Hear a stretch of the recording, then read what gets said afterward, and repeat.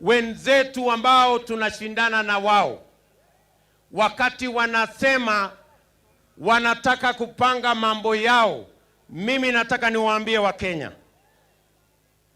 niwaambie Wakenya, kuna wengine watu ambao wanafikiria taifa hii ni taifa lao, na sisi wengine ni wageni, ni maskwota.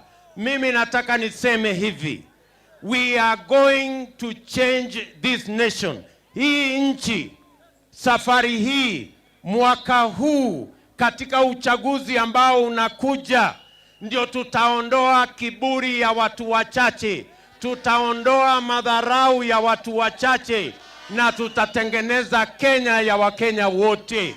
Wanafikiria ya kwamba watatuchagulia nani atakuwa kiongozi wa Kenya. Watu wachache, kwa sababu wameteka nyara taifa letu la Kenya, eti wanatuambia ati ni wao watakaoamua ati nani kiongozi wa Kenya. And through blackmail, intimidation, threats, arrests, they want to shape the destiny of our nation. We want to tell them, you can arrest as many of us as you want. You can threaten as many of us as you want. You can intimidate as many of us as you want.